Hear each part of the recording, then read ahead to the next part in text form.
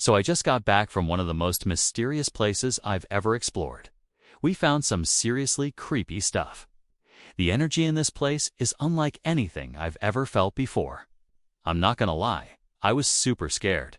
There were all these strange symbols and markings everywhere, and we don't know what they mean. I'm telling you, it was like something out of a horror movie. But then we found this underground tunnel, and it was like nothing I'd ever seen before. It was pitch black, and it was filled with these huge, like crystal formations. And then we heard this noise, and it was like the wind, but it wasn't the wind. I don't even know how to describe it. And then, out of the corner of my eye, I saw this, like white mist coming from the ground. And it was so cold, and it smelled like sulfur. I've never smelled sulfur in my life.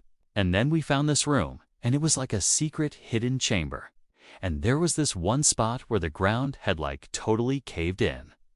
And underneath, we could see all these weird, like glowing plants. It was crazy. Stay tuned for more, because I'm just getting started. This is the most haunted place in Japan. At least that's what they say. 1 year ago, if you had told me I'd be standing on a crumbling rooftop, staring into the rusted skeleton of a forgotten city, completely abandoned and eerily silent, I would have laughed it off. But here I was, on a mist-trapped hunk of rock in the East China Sea. Locals only know it in whispers. Gung Battleship Island. Arisen, an old fisherman I met in Nagasaki, told me about it. You want haunted? Try the island that disappeared. He meant it literally. Hashima or Gung once held over 5,000 people, coal miners and their families, kids running through corridors. Then one day in 1974, everything stopped. The mines closed, the ferries left, and the people vanished. Arisen leaned closer. They say the spirits never left. I found a local diver who agreed to take me there. He didn't speak the whole 40-minute ride, but I didn't need him to. The island was a sight to behold, a dystopian film set, half-collapsed buildings leaning like drunk skeletons. As I walked through the maze of concrete, I came across a tricycle, just sitting there. It looked like someone had parked it yesterday. Then I found the school, chalk still on the boards, tiny shoes by the door. I heard footsteps, a child's laugh. Then a woman's voice echoed through the halls. Don't forget me. I almost missed the last ferry of the day. Most tourists were on board. As I disembarked, a guide gave me a puzzled look, but I just smiled and said I was filming a late segment for my vlog. It wasn't a lie, but it wasn't the whole truth either. I had arranged with a local boat operator to pick me up at sunrise. And by the time their boat vanished over the horizon, Gunganjima was mine. The silence was immediate, not peaceful, but oppressive. Like the island itself was waiting. I began recording. A camera captured rows of skeletal buildings, their windows like empty eye sockets, concrete peeling like old paint, rusted tricycles, a toppled shrine. Nature hadn't reclaimed it. She had rejected it. There were no birds, no vines, no life, just wind. And then I heard it. Footsteps. Not echoes, but footsteps. Soft, deliberate footsteps. I turned sharply, but saw nothing. Just my own shadow stretching long in the golden hour. I pressed on. I found a stairwell in one of the apartment complexes. I climbed, the stairs groaning under my weight. On the 4th floor, I saw her, a flash of white. A woman, maybe 30 meters away, slipping into a hallway. I called out, "Excuse me? Are you okay?" No answer. I should have been scared, but instead, I was curious. That's the dangerous thing about people like me. We mistake dread for adventure. I'm on a haunted island. I followed her down the hallway. The walls were covered in faded posters, propaganda from the 60s, movie ads, school notices. They fluttered as I passed, even though the air was still. The hallway led to a room.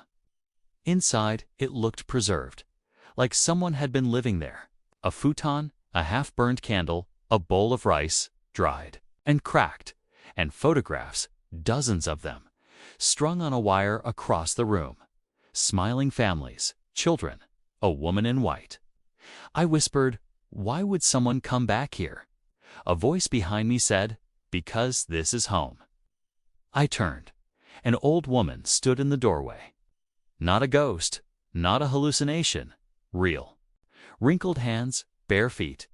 Her eyes were sharp and filled with something I hadn't expected, defiance. She told me her name was Hannah. She had returned to the island 10 years ago. "Everyone left," she said, "but not all of us forgot. Some memories are too heavy to carry away." She wasn't alone. There were 4 others, 2 elderly men and 2 women. They lived in hidden pockets of the island, growing vegetables and rooftop planters, collecting rainwater, avoiding the tour paths. "But why hide?" I asked. She smiled sadly. "Because people come here looking for ghosts, not people.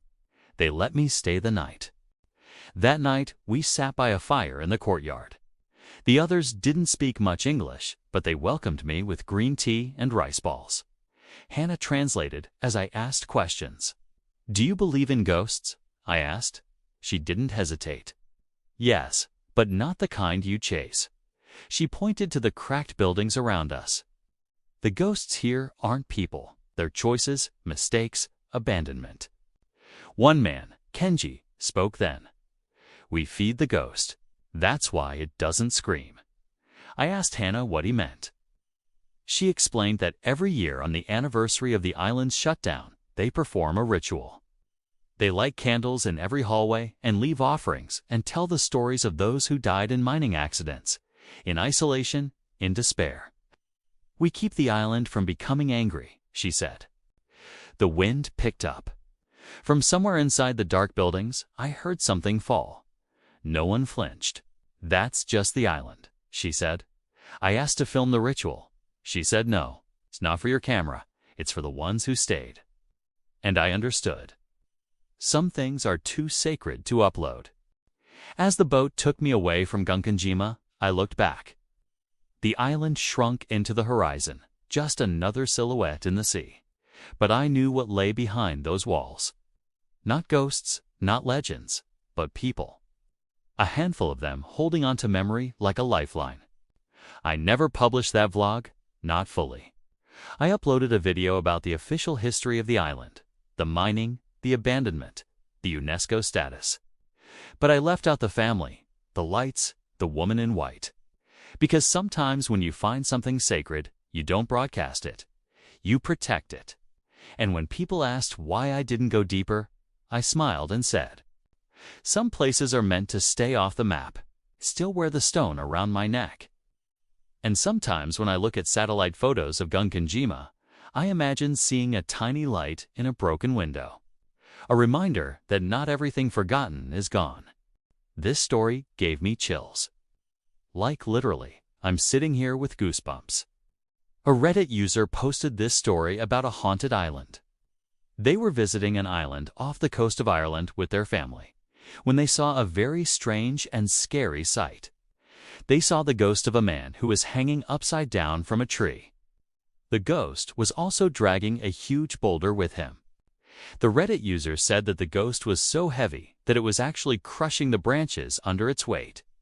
It was only a matter of time before the tree snapped and the ghost fell to the ground. When the family tried to approach the ghost to see if they could help him, he disappeared into thin air. They never saw him again, but they did find some bones in the dirt. The bones were most likely from animals, but it's never been confirmed. So, have you ever seen a ghost while traveling? Let me know in the comments below. And if you liked this story, don't forget to give it a like and share it with a friend.